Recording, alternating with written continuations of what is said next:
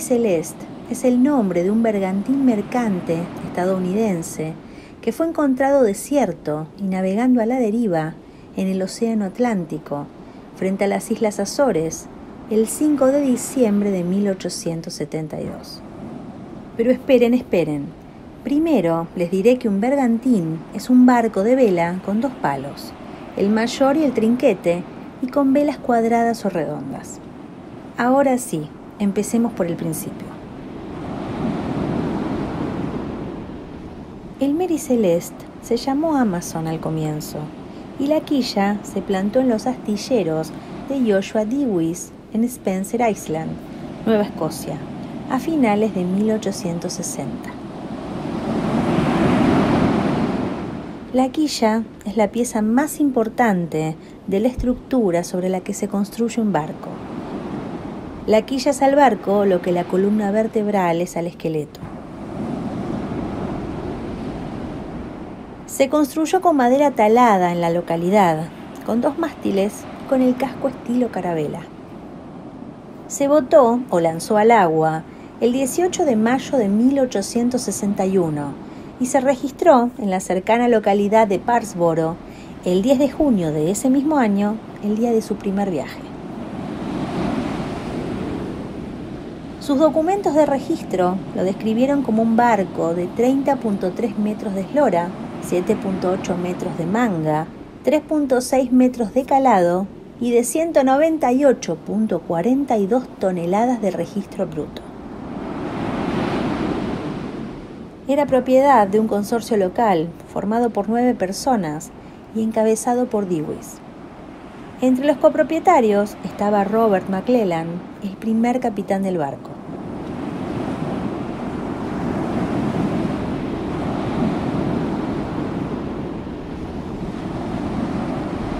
En su primer viaje, como dije anteriormente, en junio de 1861, el Amazon navegó a Five Island para recoger un cargamento de madera que cruzaría el Atlántico con destino a Londres.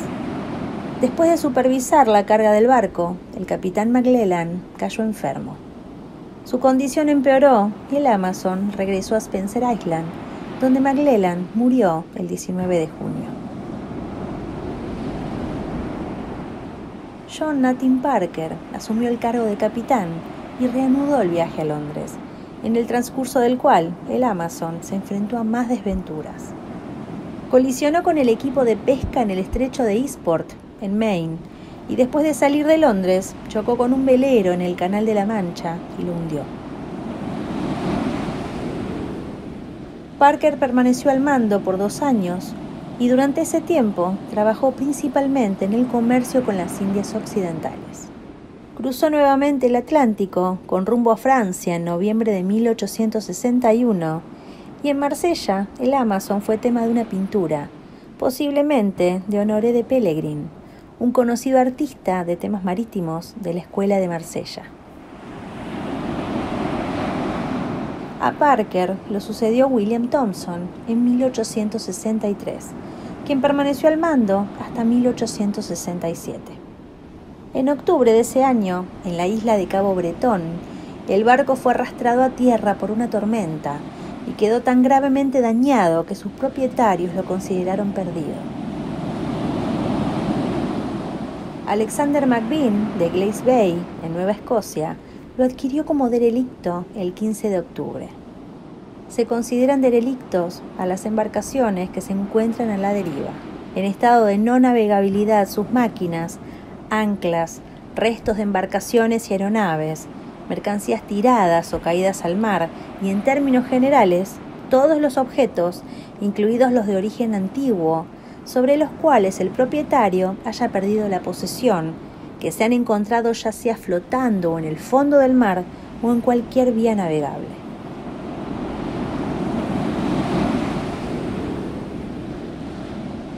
McBean vendió los restos del naufragio a un empresario local, quien se lo vendió a Richard Haynes en noviembre de 1868.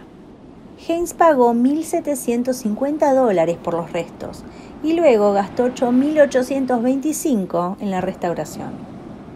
Se convirtió en su capitán y lo registró como embarcación estadounidense con el recaudador de impuestos de aduana de Nueva York en diciembre de 1868 con el nombre de Mary Celeste. La nave fue confiscada por los acreedores de Haynes en 1869 y vendida a un consorcio de Nueva York encabezado por James Winchester. Durante los siguientes 3 años, la composición del consorcio cambió varias veces. No obstante, Winchester conservó por lo menos la mitad de este. No existe registro de actividades comerciales del Mary Celeste durante este periodo. La nave recibió un importante reacondicionamiento en 1872 con un costo de $10.000. Su longitud se incrementó a 31 metros, su amplitud a 7.8 metros y su profundidad a 4.9 metros. Entre los cambios estructurales se añadió una segunda cubierta. El informe de un inspector hace referencia a la extensión de la cubierta de popa y el reemplazo de muchas vigas. El 29 de octubre de 1872, el consorcio estaba formado por Winchester con 6/12 de la propiedad, 2 inversionistas menores con una 12ª parte cada uno y el resto en posesión del nuevo capitán, Benjamin Spooner Briggs. Benjamin Briggs nació el 24 de abril de 1835 en Wareham, Massachusetts, y fue uno de los 5 hijos del capitán Nathan Briggs. 4 de ellos se dedicaron al mar y 2 llegaron a ser capitanes. Benjamin era un fiel cristiano que leía la Biblia con regularidad y a menudo daba testimonio de su fe en las reuniones de oración. Un dato importante que tienen que recordar es que este hombre era abstemio. Se casó con su prima Sarah Elizabeth Cobb en 1862 y tuvieron 2 hijos, Arthur en septiembre de 1865 y Sofía Matilda en octubre de 1870. Briggs había alcanzado una alta posición dentro de su profesión para el momento del nacimiento de Sofía.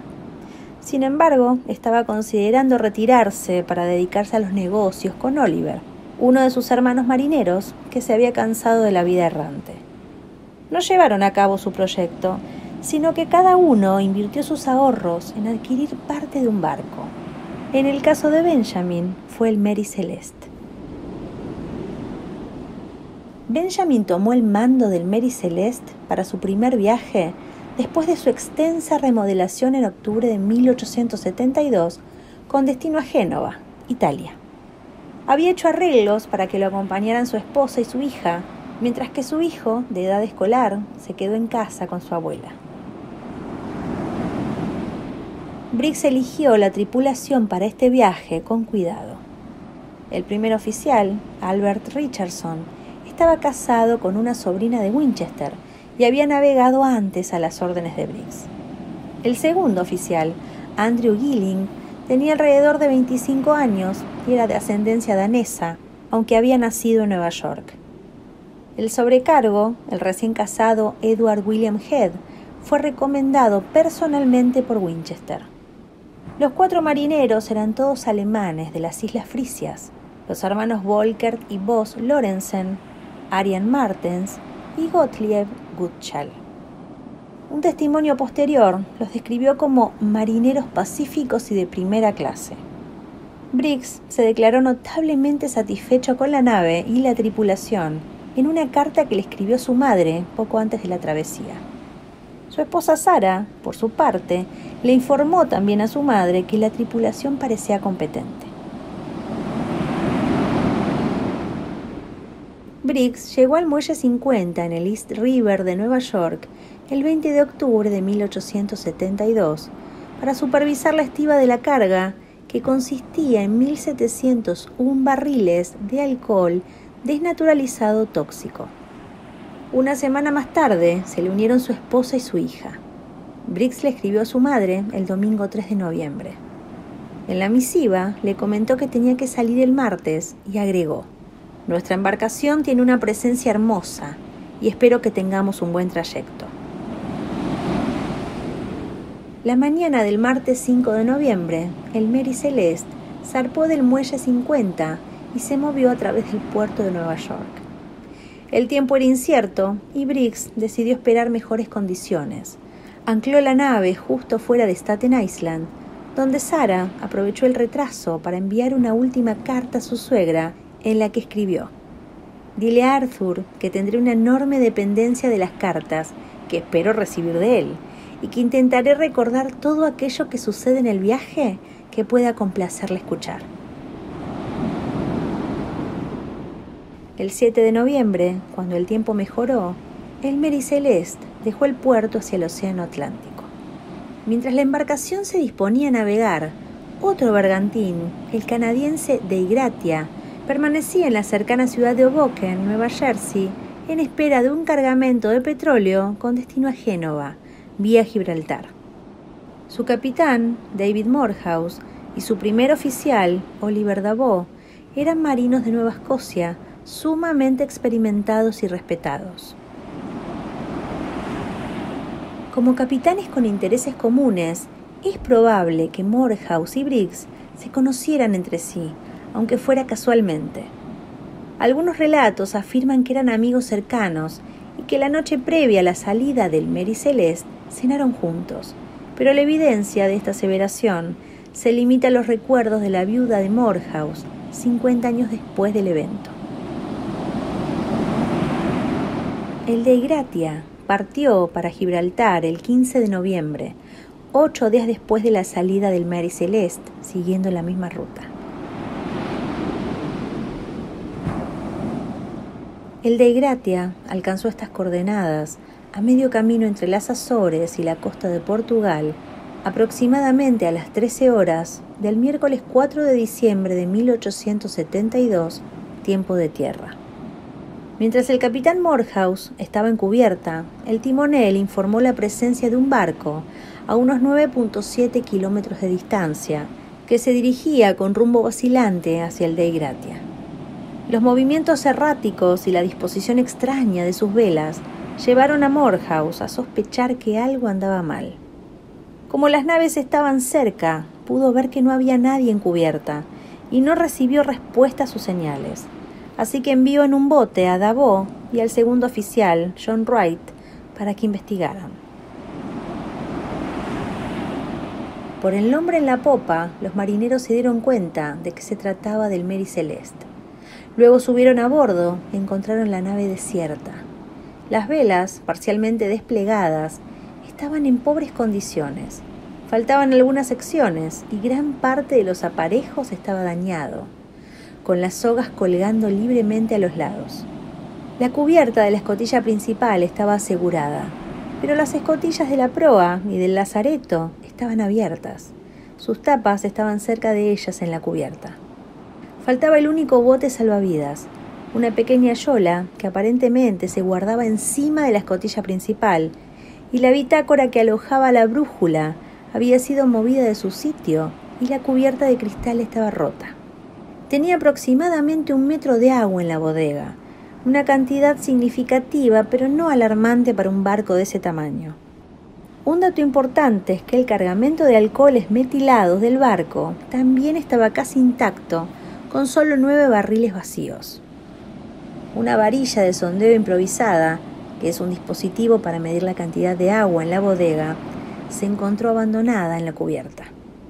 La última entrada en el cuaderno de bitácora de la nave, que encontraron en la cabina del primer oficial, estaba fechada a las 8 a.m. del 25 de noviembre, 9 días antes. Registraba la posición del Mary Celeste en ese entonces, cerca de la isla de Santa María en las Azores, casi a 740 kilómetros del punto donde el Dei Gratia encontró la embarcación.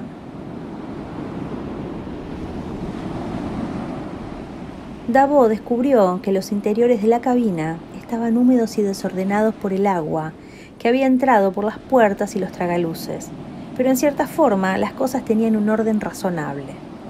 En la cabina de Briggs, Davout encontró algunas pertenencias esparcidas, incluyendo una espada en su funda que estaba debajo de la cama, pero la mayoría de los papeles de la embarcación estaban perdidos, junto con los instrumentos de navegación del capitán. El equipo de cocina estaba guardado cuidadosamente y no había comida preparada o en preparación, pero sí bastantes provisiones en las alacenas. No descubrieron muestras evidentes de fuego o violencia. La evidencia indicaba que abandonaron la nave de forma ordenada en el bote que faltaba. Davo regresó al Dei Gratia para reportar sus hallazgos a Morehouse, quien decidió llevar el derelicto a Gibraltar, ubicado a 1100 kilómetros de distancia.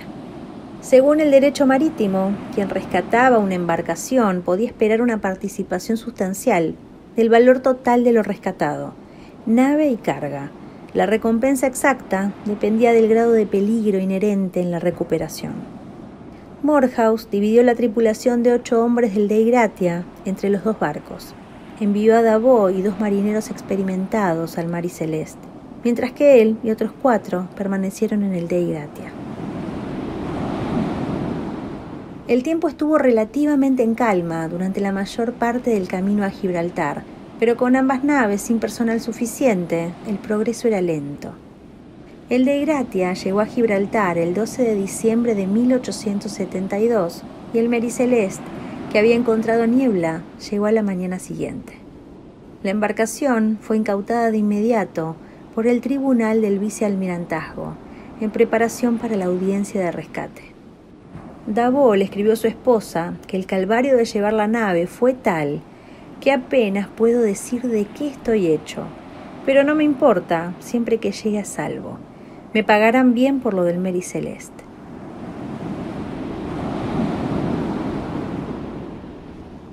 Las audiencias de rescate comenzaron en Gibraltar el 17 de diciembre de 1872, encabezadas por el juez James Cochrane, presidente de la Suprema Corte del Vicealmirantazgo. Frederick Solly Flood era el fiscal general, además de abogado, y procurador de la reina en la oficina de almirantazgo. Fue descrito por un especialista en el caso del Mary Celeste como un hombre cuya arrogancia y ostentación eran inversamente proporcionales a su coeficiente intelectual, y como el tipo de hombre que una vez que se formaba una opinión acerca de algo, no podías hacerlo cambiar de idea. Los testimonios de Davo y Wright indujeron al fiscal a pensar que se había cometido un delito, creencia difundida por la publicación Shipping and Commercial List de Nueva York el 21 de diciembre. La conclusión es que hubo algún tipo de juego sucio y que el alcohol es la verdadera causa de todo. Solly Flood ordenó un análisis del Mary Celeste el 23 de diciembre, que fue realizado por John Austin, inspector de embarques, con la ayuda del buzo Ricardo Portunato. Austin observó cortes a cada lado de la proa, causados, según él, por un instrumento afilado, y encontró probables rastros de sangre en la espada del capitán. Su informe hizo hincapié en que la nave no parecía haber sido afectada por condiciones climáticas adversas, y citó que había encontrado un frasco de aceite de máquina de coser en posición vertical en su lugar. Austin no admitió la posibilidad de que el frasco podía haber sido recolocado después del abandono, ni tampoco el tribunal se planteó este punto. El informe de Portunato sobre el casco concluyó que la nave no había estado implicada en una colisión y tampoco había encallado. Una nueva inspección, realizada por un grupo de capitanes de la Marina Real, apoyó la opinión de Austin de que los cortes de la proa habían sido causados deliberadamente. También descubrieron manchas que podían ser de sangre en un lado de la borda, junto con una marca profunda causada posiblemente por un hacha. Estos hallazgos fortalecieron las sospechas de Solly Flood de que la maldad humana, más que un desastre natural, estaba detrás del misterio.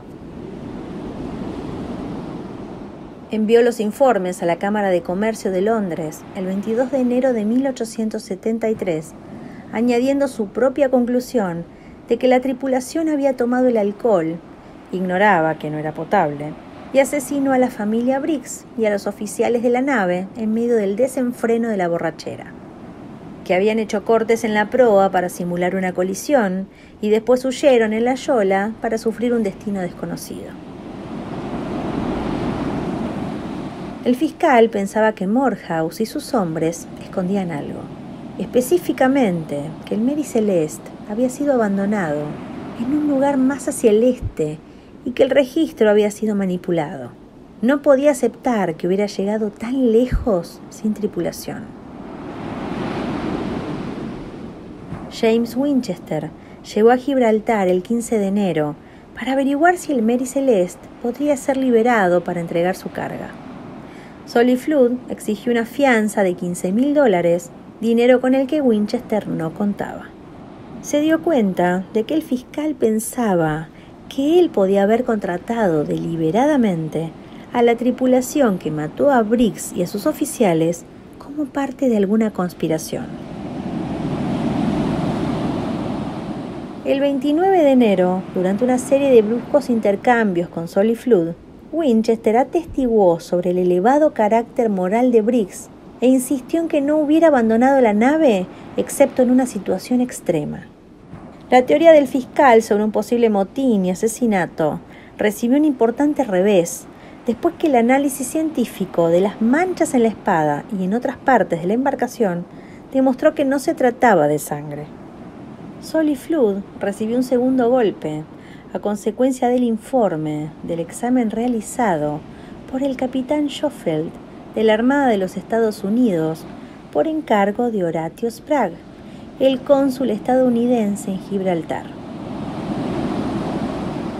En opinión de Schofield, las marcas en la proa no fueron hechas por la mano del hombre, sino que provenían de la acción natural del mar sobre la madera.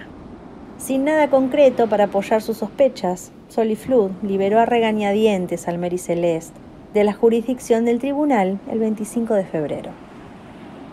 2 semanas más tarde, con una tripulación local liderada por el capitán George Blatchford de Massachusetts, la nave abandonó Gibraltar rumbo a Génova. El asunto del pago por el rescate se decidió el 8 de abril, cuando Cochrane anunció una recompensa de 1.700 libras, aproximadamente una quinta parte del valor total de la nave y la carga. Fue una cifra muy inferior a las expectativas generales. Un experto en la materia opinó que la recompensa debía haber sido 2 o incluso 3 veces esa cantidad, dado el nivel de riesgo que implicó llevar el barco abandonado al puerto. Las últimas palabras de Cochrane fueron duramente críticas con Morehouse por su decisión de enviar el Dei Gratia, comandado por Davout, a entregar su cargamento de petróleo antes de la audiencia, a pesar de que Morehouse permaneció en Gibraltar a disposición de la corte. El tono de Cochrane parecía implicarlo en la comisión de un delito, lo que aseguró, según Hicks, que Morehouse y su tripulación estuvieran bajo sospecha en el Tribunal de la Opinión Pública para siempre.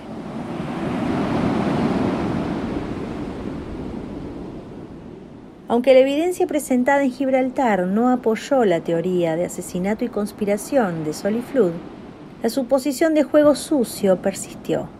Por un breve tiempo se sospechó un probable fraude a la aseguradora por parte de Winchester, con base en la aseveración de un periódico que publicó que el Mary Celeste había sido asegurado por una suma excesiva. Winchester pudo refutar estas acusaciones y las compañías que expidieron las pólizas no iniciaron ninguna investigación. Un artículo de Quarterly Review, publicado en 1931, sugirió que Morehouse podría haber estado a la espera del Mary Celeste y luego atrajo a Briggs y su tripulación a bordo del Dei Gratia y los mató allí. Paul Begg, en su Crónica del Misterio, comenta que esta teoría ignora hechos indiscutibles. El Dei Gratia dejó Nueva York 8 días después que el Mary Celeste. Además, era una embarcación más lenta y no hubiera podido alcanzarlo antes de que llegara a Gibraltar. Otra teoría postula que Briggs y Morehouse eran socios en una conspiración para compartir la remuneración por el rescate. La posible amistad no documentada entre los dos capitanes ha sido citada para convertir este supuesto plan en una explicación plausible. Hicks señala que, si Morehouse y Briggs habían planeado realizar tal estafa, no habrían ideado un misterio que llamara tanto la atención, y también pregunta por qué Briggs dejaría a su hijo Arthur en casa si pensaba desaparecer permanentemente.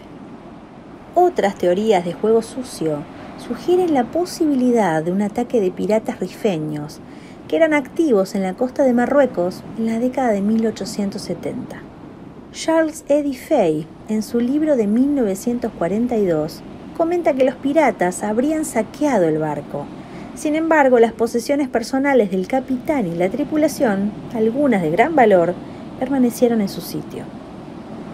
En 1925, el historiador John Gilbert Lockhart conjeturó que Briggs, en un ataque de manía religiosa, había sacrificado a todas las personas a bordo y luego se suicidó. En una posterior edición de su libro, Lockhart, quien para entonces había tenido comunicación con los descendientes de Briggs, se disculpó y se retractó de esta teoría.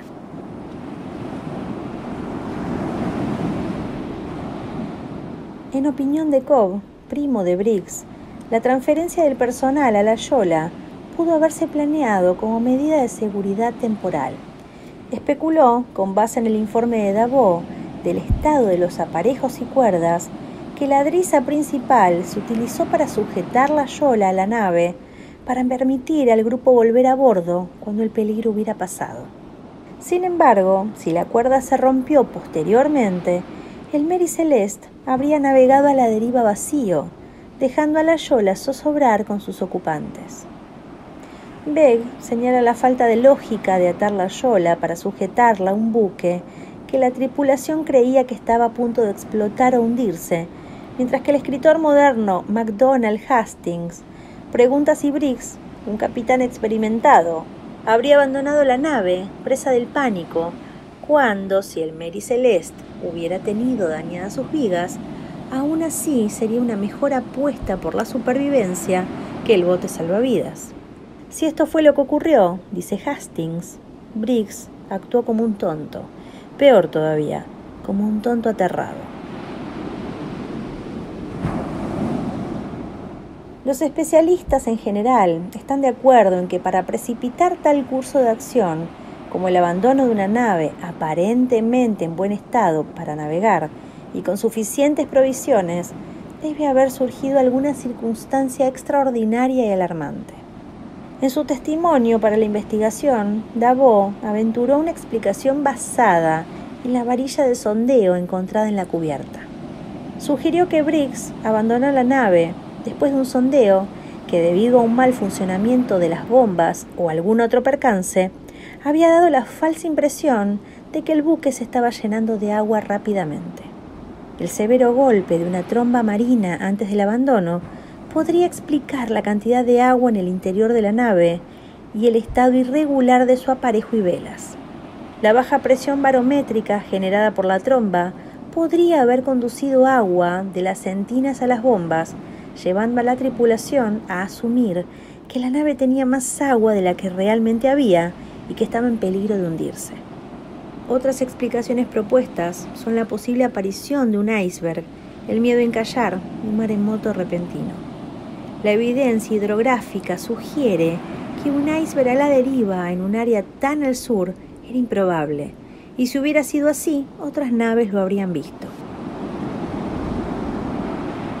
Begg toma más en consideración la teoría de que el Mary Celeste, mientras estaba inmóvil, comenzó a navegar a la deriva hacia el arrecife de Dola Barat, cerca de la isla de Santa María. La teoría supone que Briggs, temiendo que su nave encallara, puso en marcha la Yola con la esperanza de llegar a tierra. El viento podría haber arrastrado al Mary Celeste lejos del arrecife, mientras que la marea creciente inundó y hundió la Yola. La debilidad de esta teoría es que si la nave estaba inmóvil, todas las velas habrían estado desplegadas para aprovechar el viento disponible. Sin embargo, la nave se encontró con muchas de sus velas enrolladas. Un terremoto en el fondo del mar pudo haber causado suficiente turbulencia en la superficie para dañar parte de la carga del Mary Celeste, liberando vapores tóxicos. El temor de una inminente explosión, plausiblemente, podría haber llevado a Briggs a decidir el abandono del buque. Las escotillas descubiertas sugieren que hubo una inspección o un intento de airear el área. El New York World del 24 de enero de 1886 llamó la atención sobre la explosión de un barco que transportaba alcohol. El mismo periódico, en su ejemplar del 9 de febrero de 1913, mencionó la posibilidad de que una filtración de alcohol a través de unos barriles porosos fuera la fuente de gases que pudieron haber provocado la amenaza de una inminente explosión en la bodega del Mary Celeste. Oliver Cobb, como ya mencioné, primo del capitán Briggs, era un fuerte partidario de esta teoría que provee un escenario suficientemente alarmante: estruendos en la bodega, el olor del escape de los gases y la posibilidad de una explosión para que el capitán ordenara la evacuación de la nave.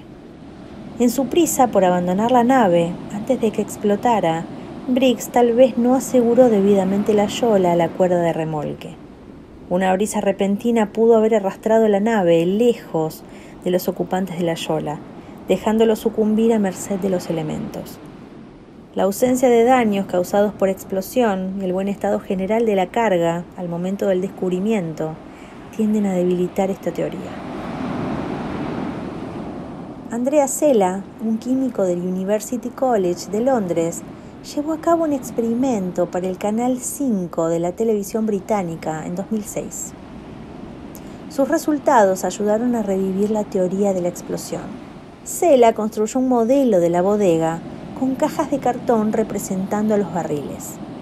Utilizando gas butano, creó una explosión que causó un gran estallido y una bola de fuego, pero contrario a la expectativa, sin daño por fuego dentro de la réplica de la bodega.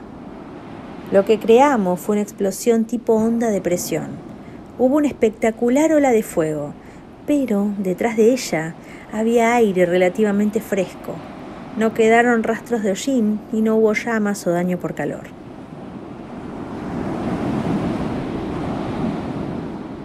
En las décadas siguientes, la realidad y la ficción se entrelazaron. No faltaron las historias falsas, agregando o quitando detalles para aumentar el misterio.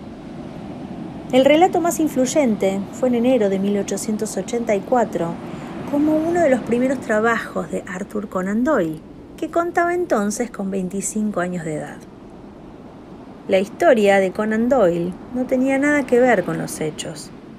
Renombró el barco como Mary Celeste, el nombre del capitán era J.W. Tibbs.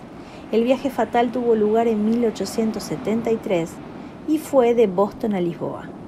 La nave llevaba pasajeros, entre ellos Jepson, su protagonista.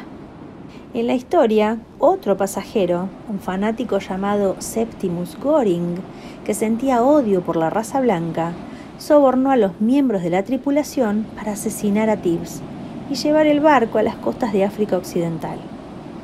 Después asesinó al resto de la comitiva, excepto a Jepson, que fue respetado porque poseía un encanto mágico que era admirado por Goring y sus cómplices.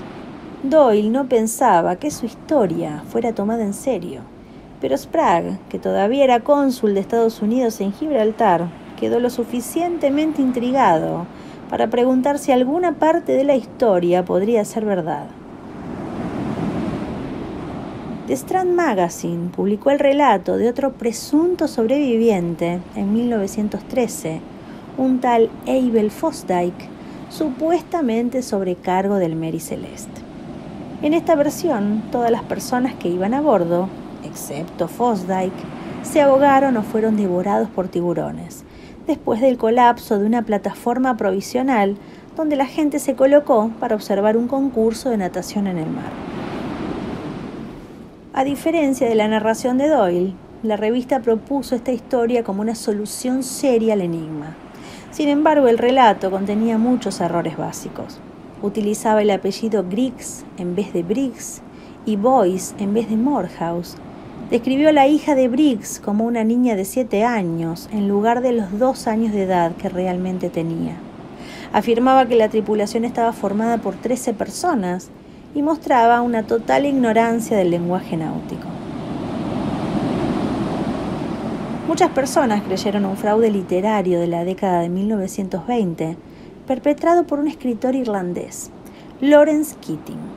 De nuevo, presentaba el relato de un sobreviviente, un tal John Pemberton, y contaba una compleja historia de asesinato, locura y connivencia con el Dei Gratia, pero también incurría en varios errores.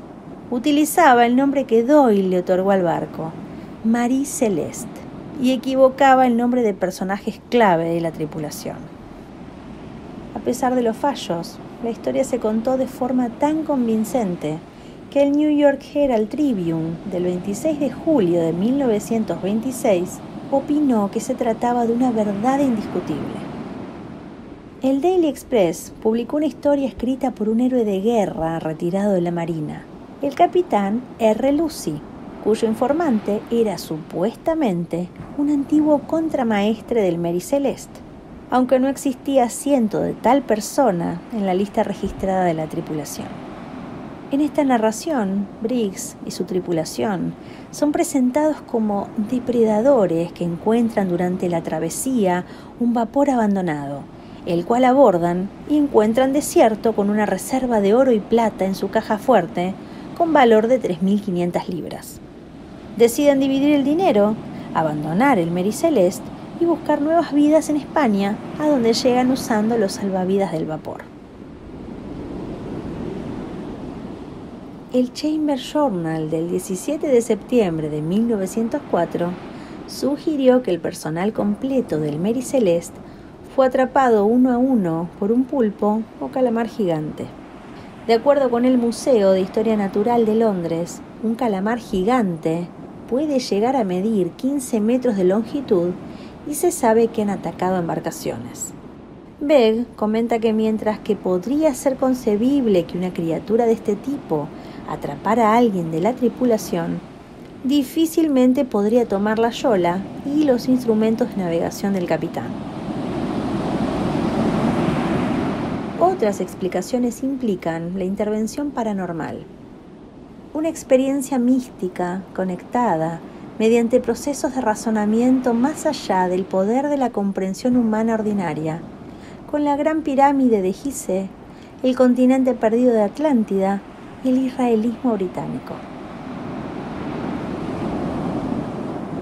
También se ha invocado al Triángulo de las Bermudas, a pesar de que el Mary Celeste fue abandonado en una parte totalmente diferente del Atlántico. Fantasías similares consideraron la teoría de una posible abducción por extraterrestres en platillos voladores. El Mary Celeste salió de Génova el 26 de junio de 1873 y llegó a Nueva York el 19 de septiembre. Las audiencias de Gibraltar, junto con los artículos periodísticos que hablaban de derramamiento de sangre y asesinato, lo convirtieron en un barco impopular. Hastings cuenta que se deterioraba en muelles donde nadie lo quería. El consorcio vendió la nave a una asociación de empresarios de Nueva York en febrero de 1874, con una pérdida considerable. Con los nuevos propietarios, el Mary Celeste navegó principalmente por la ruta de las Indias Occidentales y el Océano Índico, regularmente con pérdidas económicas. Los detalles de sus movimientos aparecían de vez en cuando en las noticias de embarques. En febrero de 1879 se informó de su presencia en la isla de Santa Helena, donde arribó en busca de ayuda médica para su capitán, Edgar Tuthill, quien se encontraba enfermo. Tuthill murió en la isla y su deceso fomentó la idea de que la nave estaba maldita, ya que fue el tercer capitán que murió prematuramente. Los dueños vendieron el Mary Celeste a una asociación de bostonianos encabezada por Wesley Gould en febrero de 1880. El nuevo capitán, Thomas Fleming, permaneció en el cargo hasta agosto de 1884, cuando fue reemplazado por Gilman Parker. Durante estos años, el puerto de registro de la nave cambió varias veces antes de volver a Boston. Sus viajes durante esa época no están documentados, aunque Brian Hicks afirma que Gould se esforzó en asegurar que fuera productivo. El capitán Parker conspiró con un grupo de transportistas de Boston en noviembre de 1884. Llenaron el Mary Celeste con una carga inútil en su mayor parte, pero falsearon el manifiesto de la nave, declarando que llevaban bienes valiosos y los aseguraron por $30,000. El 16 de diciembre, Parker partió hacia Puerto Príncipe, la capital y el principal puerto de Haití. El 3 de enero de 1885, el Mary Celeste se acercó al puerto por el canal entre la isla de Guanaba y la península de Tiburón, donde se sitúa un arrecife de coral grande y bien documentado, el Banco de Rochelois. Parker lo dirigió deliberadamente hacia el arrecife, rasgando la parte inferior y arruinándolo irremediablemente. El capitán y su tripulación remaron hacia tierra, donde Parker vendió la carga salvable al cónsul estadounidense por $500 e inició la reclamación al seguro por el valor supuesto. Cuando el cónsul informó que lo que había comprado casi no tenía valor, las compañías de seguros de la nave comenzaron una investigación exhaustiva que pronto reveló la verdad de la carga asegurada en exceso. Parker y los transportistas fueron juzgados por conspiración para cometer fraude de seguros en julio de 1885 en Boston. El capitán fue acusado, además, de hundir deliberadamente la nave, un delito conocido como baratería, que en esa época era sancionado con la pena de muerte.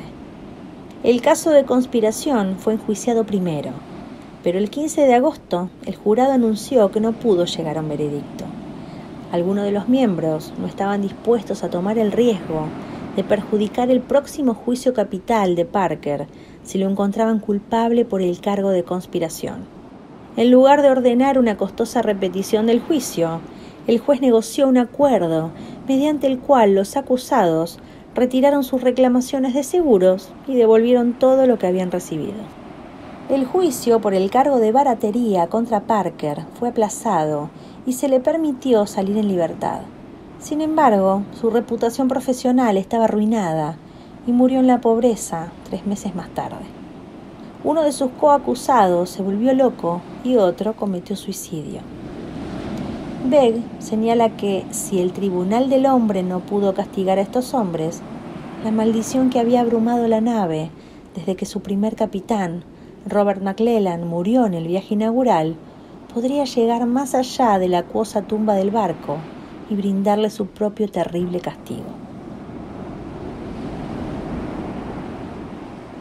En agosto de 2001, una expedición encabezada por el arqueólogo marino y escritor Clive Cussler anunció que había encontrado los restos de un barco incrustado en el arrecife de Rochelois. Solo unos trozos de madera y algunos artefactos metálicos pudieron salvarse. Los demás restos se perdieron dentro del coral. Los primeros estudios de la madera indicaron que era del tipo utilizado en los astilleros de Nueva York en la época en que repararon al Mary Celeste en 1872, por lo que aparentemente se habían encontrado sus restos.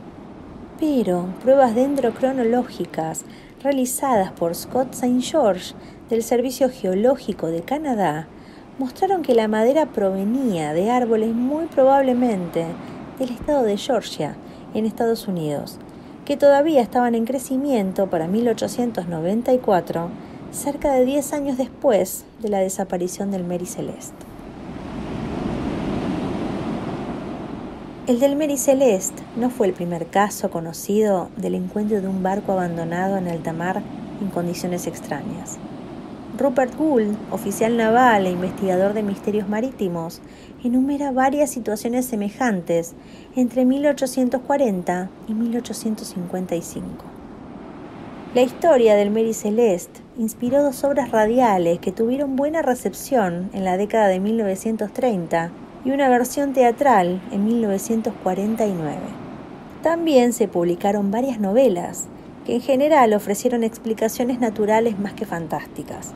La productora británica Hammer Film filmó The Mystery of the Mary Celeste en 1935, conocida como Phantom Ship, en su versión para el público estadounidense, protagonizada por Bela Lugosi en el papel de un marinero demente.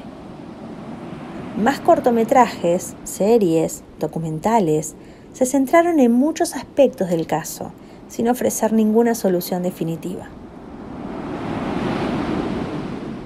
En la isla de Spencer, el Mary Celeste y su tripulación perdida son recordados con un monumento a su memoria en el sitio de la construcción del bergantín y un cine al aire libre construido con la forma de su casco como homenaje.